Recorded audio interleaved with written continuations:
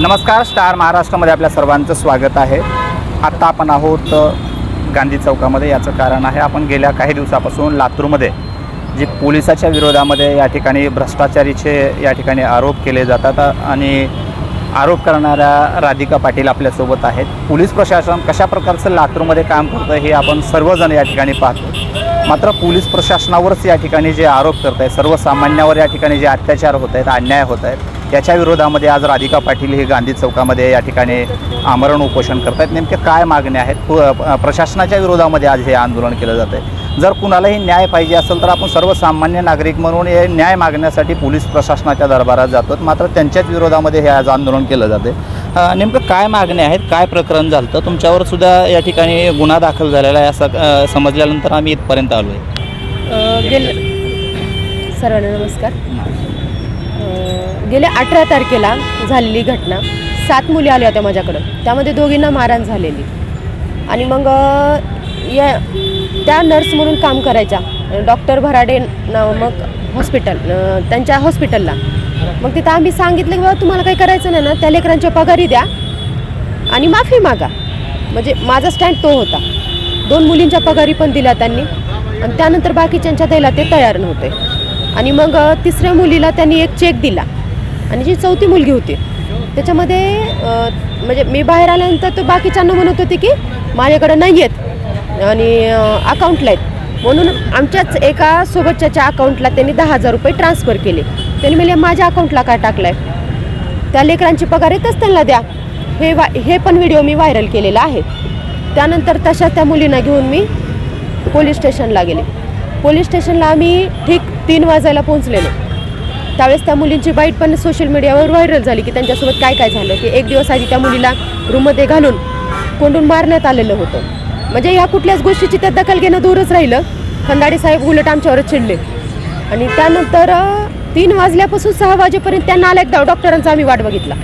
म्हणजे न्याय कोणासाठी आहे, हे प्रशासन कोणासाठी, म्हणजे पैसा फेकल त्याला प्रशासन। त्यानंतर 6 वाजायला तो रमेश भराटे येतो।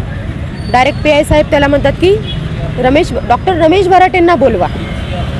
त्यांना कॅबिनमध्ये बोलवलं गेलं, त्यांना चहा पाजवला गेला, VIP ट्रीटमेंट देण्यात आली आणि आम्ही थांबलोय, वेट करतोय। एकाही जणांनी विचारलं नाही। तर सानप साहेब विचारत होते ताई काय झाले, त्याचे व्हिडिओ आहेत तर द्या आपण बघूयात काय ते। त्या सरांनी व्यवस्थित कव्हर केलं। सानप साहेबांनी व्हिडिओ मागत होते तर सानप साहेबावर पण हे PI समाधान चौरे चिडला, म्हणे तू आरोपीला व्हिडिओ मागतोस का। म्हणजे जे प्रामाणिक काम करतात त्यांना देखील हा नालायक समाधान चौरे त्रास देतो। त्यानंतर मी त्यांना म्हणले सर आरोपी का म्हणताय आम्हाला विनाकारण, आणि तेवढ्या वेळामध्ये 2 आमचे जे होते त्यांना त्यांनी मध्ये बसवलेलं होतं। माझी धडपड होती की बाबा कोणालाच काही त्रास झाला नाही पाहिजे। आणि त्यानंतर मग रमेश भराटेंसमोर त्या मुलींना घेण्यात आलं। मुलींना म्हणत होते की मध्ये या। मग मुली काय म्हणल्या की आम्हाला मॅडमला सोबत पाहिजेत, तर त्यांची काय गरज आहे, आम्ही आहेत की, म्हणून त्यांना मध्ये घेण्यात आलं। आणि अतिशय खालच्या स्तराला जाऊन या नालायक समाधान चौरेनं त्या लेकराला म्हणले की झक मारायला गेलती का तिथं तू। म्हणजे हे लँग्वेज विद्यार्थ्यांसाठी।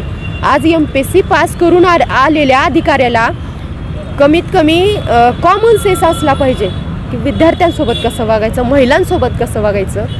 असं असताना त्या लेकरांकडून काय अपेक्षा करायची आपण, ज्याला वडील नाहीत, काही जणांना आई नाही, अशा विद्यार्थ्यांना अशी लँग्वेज वापरलं त्यांनी का तक्रार देतील।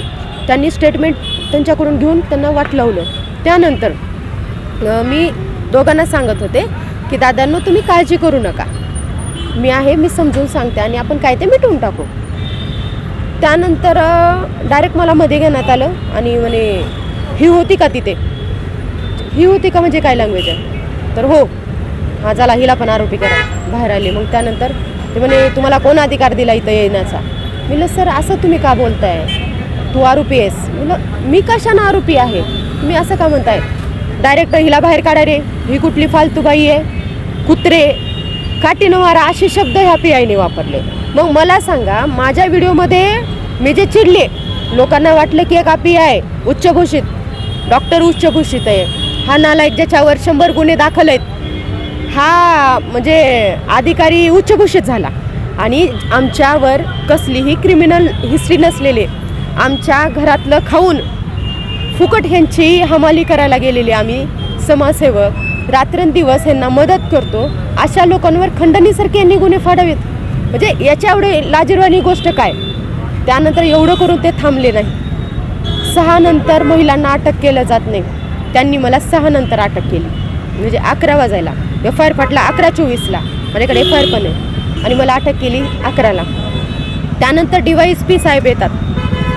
सरांना म्हणते, सर एकदा ऐकून घ्या, लेकरांचं शैक्षणिक जीवन नुकसान करू नका, सगळे विद्यार्थी आहेत. तर म्हणे ते तुम्ही कोर्टात बघा. म्हटलं सर एकदा ऐकून घ्या माझं, सर मला क्रॉस करायचे. तर म्हणे घेणार नाही. म्हटलं सर आत्मदहन करेल मी. तर म्हणे तू बिनधास्त आत्मदहन कर. म्हणजे ही लँग्वेज, अधिकाऱ्याची ही लँग्वेज पाहिजे का. आणि त्यानंतर मग आम्हाला मध्ये टाकण्यात आलं. मध्ये टाकल्यानंतर हे एवढ्यावर थांबले नाहीत. मला दुसऱ्या दिवशी म्हणजे आधी मेडिकलच्या इथं मी ट्रीटमेंटच्या वेळेस सांगितलं होतं की माझे मासिक पाळीचे 4 दिवस चालू आहेत. म्हणजे पहिला दिवस होता तो. आणि मला फिटचे अटॅक येतात, त्याच्यामुळं मला टॅबलेट त्याच्या पण आहेत. त्याच्या टॅबलेटचं नाव पण सांगितलेलं होतं. मला टॅबलेट दिली गेली नाही, आत्राय पांघराय दिलं नाही. त्यानंतर मासिक पाळीचा पहिला दिवस. ह्याला आई बहीण आहे माहिती नाही, नसेल पण, आणि असली तरी ना म्हणजे त्यांचेही शाप लागतील त्यांना. म्हणजे की एवढा नालायकपणा की त्यांनी मला कपडे चेंज करू दिले नाहीत. माझे कपडे भरले होते पूर्ण. अदर आरोपी आलेले देखील म्हणत होते की आम्हाला त्रास द्या, ताईला त्रास देऊ नका. म्हणजे एवढी भावना त्या नालायकाला नको. त्यांनी तरी देखील कपडे चेंज करायला दिले नाहीत. मला वॉशरूमला जाऊ दिलं नाही. म्हणजे हे कोणची क्रूरता झाली. आणि वरतून मला दररोज येऊन धमकी देणे की 14 दिवस PCR घेतून दाखवतो. म्हणजे हा कोण आहे. गुंडगिरी. म्हणजे तुम्ही बाहेरच्या सिटीतून येता. तुम्ही पहिलेही त्या महिलेला, गर्भवती महिला होती, परभणीला जेव्हा हे काम करत होतं त्यावेळेस तिच्या पोटात लाथ घातली गेली, तिचा गर्भपात झाला. ती महिला गरीब होती, ती गप्प बसली. पण मी का गप्प बसू. आज माझ्यासोबत किती जणांवर अन्याय झाला आहे. एक व्यापारी आहेत श्रीकर फड म्हणून, त्यांना मारण्यात आलं. दीपक इंगळे म्हणून समाजसेवक आहेत, त्यांच्यावर खोटा गुन्हा फाडण्यात आला. मी स्वतःला समाजसेवक म्हणून घेणार नाही, कारण हे बघा मी शेवटपर्यंत लढणारे असले खोटे गुन्हे किती पडले तरी ज्यांचं मी काम करते त्यांना माहिती आहे मी कशी आहे. त्यामुळे ह्यांनी कितीही काय केले, 100 जरी गुन्हे फाडले तरी मला आत्ता जरी काम आलं ना तर मी आत्ता पोलीस स्टेशन जाईल, त्याच्याबद्दल नाही. पण ह्याने जे महिलांवर अन्याय केला आहे, विद्यार्थ्यांवर अन्याय केला आहे, व्यापाऱ्यावर अन्याय केला आहे. आणि मुळात ह्या लातूरला एवढी मोठी औद्योगिक वसाहत आहे, आई जगदंबा गोलाईसारखी. शिक्षणाचं माहेरघर म्हटलं जातं पुण्यानंतर लातूरला. या लातूरमध्ये जर व्यापाऱ्यांवर आणि विद्यार्थ्यांवर अन्याय होतात तरी हे आम्ही तरी खपून घेणार नाही. जोपर्यंत ह्या PIची चौकशी बसणार नाही, याला बडतर्फ केलं जाणार नाही, तोपर्यंत मी उपोषण सोडणार नाही. माझा लढा हा शेवटपर्यंत ठाम आहे. आणि जे कोणी दलालमध्ये पडून मला मॅनेज करायला येतील त्यांना मी आज उत्तर देऊ इच्छिते की 4 पैशांसाठी आई बहिणीचा स्वाभिमान तुम्ही विकू नका. माझा लढा मी लढतीये. कमीत कमी मला साथ द्या अथवा न द्या, पण असं काही करू नका. म्हणजे आज एक गुन्हा झाकण्यासाठी हा अधिकारी 100 गुन्हे करतोय. तर वेळीच हे थांबलं गेलं पाहिजे, जेणेकरून पुढे चालून कुठल्या एखाद्या व्यक्तीचा जीव धोक्यात येणार नाही. जीव धोक्यात म्हणण्यापेक्षा 302 पण त्यांच्याच इंचार्जमध्ये झालेलं आहे. परभणीला जे सोमवंशी प्रकरण झाले तर याच नालायकामुळे झाले. हा इंचार्ज होता. पैसे देऊन जिथं तिथं हा मॅनेज करून सगळा कारभार चालू आहे. तर हा कारभार जिथल्या तिथं थांबला गेला पाहिजे. आणि लातूरमध्ये वरिष्ठ अधिकाऱ्यांना सांगते मी, लातूरमध्ये असे क्रिमिनल रेकॉर्डेड PI देण्याचं काय कारण. आज MIDC पोलीस स्टेशनसारख्या भागात जिथं महिला, विद्यार्थी असे बरेच, म्हणजे दयानंद कॉलेज तिथंच आहे, आज बरेच कॉलेज तिथंच आहेत ना MIDC पोलीस स्टेशन एरियामध्ये, एवढ्या तक्रारी येत असतात. मग अशा पोलीस स्टेशनला असा मानसिक रोगी PI तुम्ही का देतात. तर बिलकुल चालणार नाही. तिथं शांत संयमीच PI आम्हाला पाहिजे. असा PI आम्हाला नको आहे. म्हणजे फक्त MIDCच नाही तर लातूरमधले कुठल्याच पोलीस स्टेशनला असा PI नको आहे. बाकी तर चांगले आहेत सगळे, पण यानंतर नको आहे. म्हणून मला समाधान चौरे या मानसिक रोगी व्यक्तीचं बडतर्फ पाहिजे. त्याच्यावर SIT चौकशीची मी मागणी केली आहे.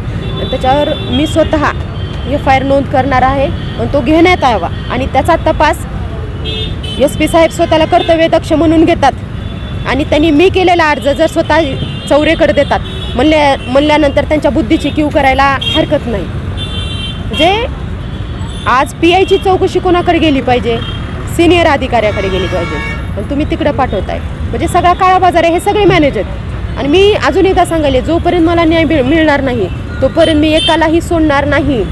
बाकी मला कसलीही जमावबंदी करा, तुम्ही काय करा, माझा लढा शेवटपर्यंत राहील. आणि लातूरकरांना सगळ्यांना मी अजून एक वेळेस आव्हान करू इच्छिते की आपल्या लातूरमध्ये आपण जरी वेगवेगळ्या पक्षात काम करत असू, वेगवेगळ्या संघटनात काम करत असू, आपण एकमेकांना भांडण करू, पण कुठला तरी बाहेरचा व्यक्ती येऊन जर आपल्या समाजसेवकावर, आपल्या सामान्य नागरिकावर गुन्हा फाडत असेल, खोटे गुन्हे फाडत असेल, तर हे आपण खपवून घ्यायचं नाही. आपण सर्वांनी एक मिळून या सर्वांना लढा देऊ, एवढंच.